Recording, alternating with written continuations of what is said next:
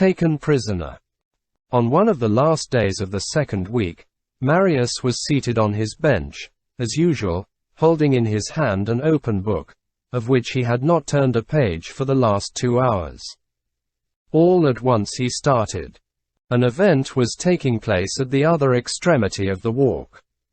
Leblanc and his daughter had just left their seat, and the daughter had taken her father's arm, and both were advancing slowly, towards the middle of the alley where Marius was. Marius closed his book, then opened it again, then forced himself to read. He trembled.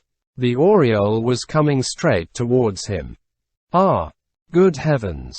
Thought he, I shall not have time to strike an attitude. Still the white-haired man and the girl advanced. It seemed to him that this lasted for a century, and that it was but a second. What are they coming in this direction for? He asked himself. What? She will pass here. Her feet will tread this sand, this walk, 2 paces from me. He was utterly upset. He would have liked to be very handsome. He would have liked to own the cross. He heard the soft and measured sound of their approaching footsteps. He imagined that M. Leblanc was darting angry glances at him. Is that gentleman going to address me? He thought to himself. He dropped his head. When he raised it again, they were very near him. The young girl passed, and as she passed, she glanced at him. She gazed steadily at him, with a pensive sweetness which thrilled Marius from head to foot. It seemed to him that she was reproaching him for having allowed so long a time to elapse without coming as far as her, and that she was saying to him, I am coming myself. Marius was dazzled by those eyes fraught with rays and abysses. He felt his brain on fire. She had come to him. What joy! And then, how she had looked at him. She appeared to him more beautiful than he had ever seen her yet. Beautiful with a beauty which was wholly feminine and angelic, with a complete beauty which would have made Petrarch sing and Dante kneel. It seemed to him that he was floating free in the azure heavens. At the same time, he was horribly vexed because there was dust on his boots. He thought he felt sure that she had looked at his boots too. He followed her with his eyes until she disappeared. Then he started up and walked about the Luxembourg garden like a madman. It is possible that, at times, he laughed to himself and talked aloud. He was so dreamy when he came near the children's nurses, that each one of them thought him in love with her. He quitted the Luxembourg, hoping to find her again in the street. He encountered Courfeyrac under the arcades of the Odeon, and said to him, Come and dine with me. They went off to Rousseau's and spent 6 francs. Marius ate like an ogre. He gave the waiter 6 sous.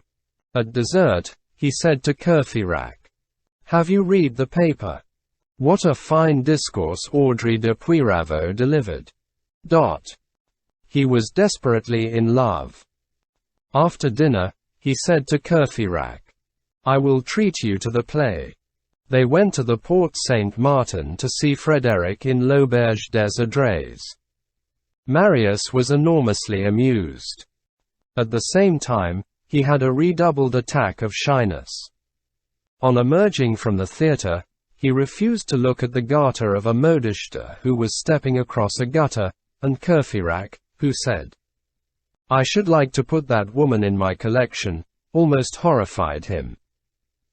Courfeyrac invited him to breakfast at the Café Voltaire on the following morning.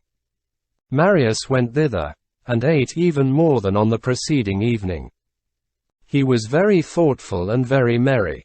One would have said that he was taking advantage of every occasion to laugh uproariously. He tenderly embraced some man or other from the provinces, who was presented to him. A circle of students formed round the table. And they spoke of the nonsense paid for by the state which was uttered from the rostrum in the Sorbonne. Then the conversation fell upon the faults and omissions in Guicharat's dictionaries and grammars. Marius interrupted the discussion to exclaim, "But it is very agreeable, all the same to have the cross." "That's queer," whispered Courfeyrac to Jean Prouvaire. "No," responded Prouvaire, "that's serious." It was serious. In fact, Marius had reached that first violent and charming hour with which grand passions begin. A glance had wrought all this. When the mine is charged, when the conflagration is ready, nothing is more simple. A glance is a spark. It was all over with him. Marius loved a woman. His fate was entering the unknown. The glance of women resembles certain combinations of wheels, which are tranquil in appearance yet formidable. You pass close to them every day, peaceably and with impunity, and without a suspicion of anything. A moment arrives when you forget that the thing is there. You go and come, dream, speak, laugh. All at once you feel yourself clutched. All is over. The wheels hold you fast, the glance has ensnared you. It has caught you, no matter where or how, by some portion of your thought which was fluttering loose, by some distraction which had attacked you. You are lost. The whole of you passes into it. A chain of mysterious forces takes possession of you. You struggle in vain. No more human succor is possible.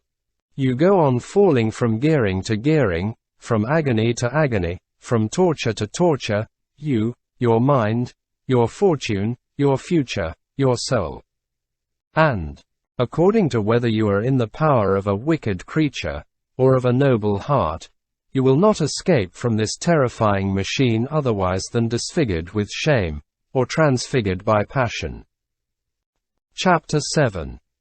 Adventures of the letter U delivered over to conjectures. Isolation. Detachment. From everything. Pride. Independence. The taste of nature. The absence of daily and material activity. The life within himself, the secret conflicts of chastity, a benevolent ecstasy towards all creation, had prepared Marius for this possession which is called passion. His worship of his father had gradually become a religion, and, like all religions, it had retreated to the depths of his soul. Something was required in the foreground. Love came. A full month elapsed, during which Marius went every day to the Luxembourg. When the hour arrived, nothing could hold him back. "He is on duty," said Courfeyrac. Marius lived in a state of delight. It is certain that the young girl did look at him. He had finally grown bold, and approached the bench. Still, he did not pass in front of it any more, in obedience to the instinct of timidity and to the instinct of prudence common to lovers. He considered it better not to attract the attention of the father. He combined his stations behind the trees and the pedestals of the statues with a profound diplomacy, so that he might be seen as much as possible by the young girl and as little as possible by the old gentleman. Sometimes, he remained motionless by the half-hour together in the shade of a Leonidas or a Spartacus, holding in his hand a book, above which his eyes, gently raised, sought the beautiful girl, and she, on her side, turned her charming profile towards him with a vague smile. While conversing in the most natural and tranquil manner in the world with the white-haired man, she bent upon Marius all the reveries of a virginal and passionate ire. Ancient and time-honored maneuver which Eve understood from the very first day of the world, and which every woman understands from the very first day of her life. Her mouth replied to one, and her glance replied to another. It must be supposed that M. Leblanc finally noticed something, for often, when Marius arrived, he rose and began to walk about.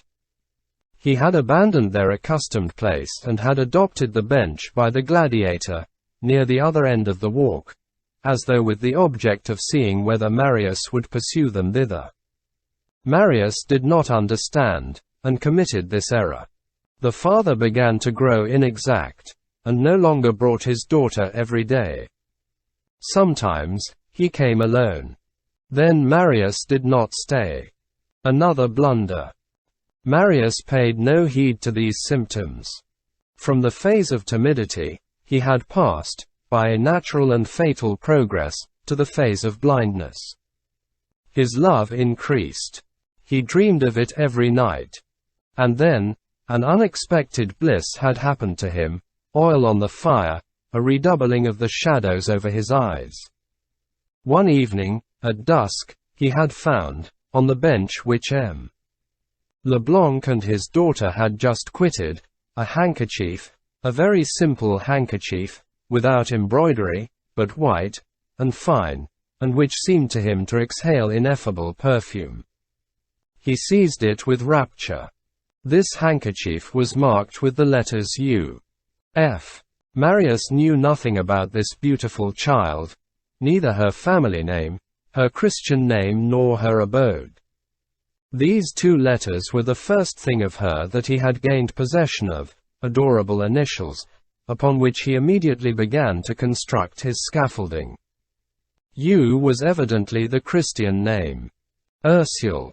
He thought, what a delicious name. He kissed the handkerchief, drank it in, placed it on his heart, on his flesh, during the day, and at night, laid it beneath his lips that he might fall asleep on it. I feel that her whole soul lies within it, he exclaimed. This handkerchief belonged to the old gentleman, who had simply let it fall from his pocket. In the days which followed the finding of this treasure, he only displayed himself at the Luxembourg in the act of kissing the handkerchief and laying it on his heart. The beautiful child understood nothing of all this, and signified it to him by imperceptible signs. "O modesty," said Marius.